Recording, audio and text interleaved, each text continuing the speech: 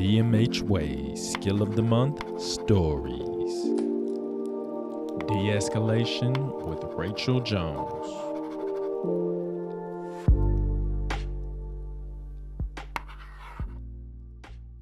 Okay, so let's talk then about skill set, because going into October, our skill is de-escalation. Mm-hmm. So, and here at DMH Way, Chat GCG, we understand that these things existed way before, there was a name to it, you know. So thinking about de-escalation, give us maybe just a 2-minute story about how de-escalation has impacted your life and kind of how you use it. I mentioned earlier, I do a lot of trainings. I do a lot of education, and I am often in front of people who are not in the mental health space. They are in other professions impacted by trauma in particular.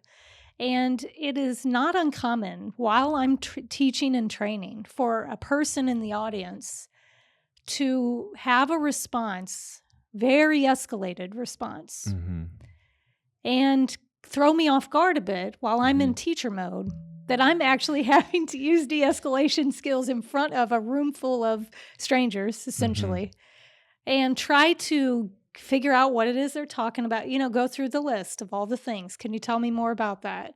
Clarifying the question. Yeah. Here's what I heard you say. Did I get that right? Is there something else there? Did I leave anything else out?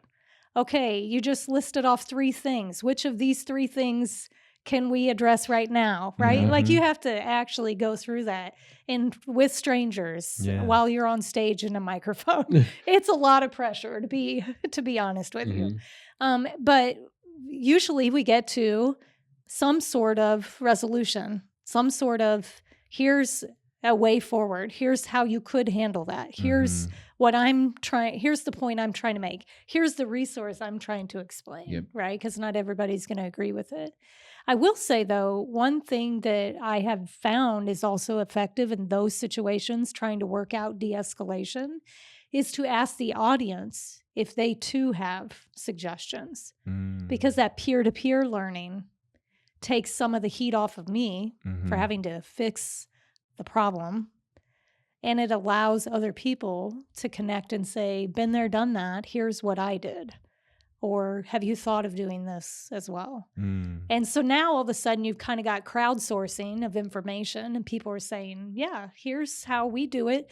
And when I'm working with people in a profession outside of mine, I actually rely on that because I'm the therapist. They have all the therapist jokes. They use all the therapist voices. And everyone's afraid I'm going to ask them about their feelings and their mom and whatnot. But when I can throw it back on them and help them figure out how to de-escalate a member of the audience, they handle that really well. I hope to be setting the example, but we can use a lot of the other adults in the room for that. Right. So that's an example that happens a lot, actually. Wow. It happens a lot. And I used to think, why? Trauma and wellness is not a controversial subject, is it? And what I have learned is actually it kind of is. It's asking people to do things in a very different way than they were taught, than what the culture is in their organization, whether spoken or unspoken culture. And you're trying to unwind a little of that and insert something else and make a different suggestion. And people are fearful of that. And so then their response is often way up here, you know? So that's one example of how I use it. I would say, though, even just with the peer network, anytime you're working with people who are in crisis, you are often needing to de-escalate, right? Because there is an emotional response to whatever is going on. Most of it has either pain or fear as the underlying emotion that's driving what this behavior is.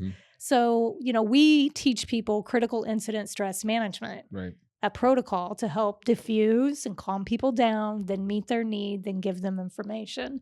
It's a version of the de-escalation strategy. So we're speaking the same language, just using a few different terms. Yeah. Well, that's a fantastic story, Rachel. Thank you. And for those of you who are watching the Chat GCG now, make sure you tune in and watch Rachel's full Chat GCG interview.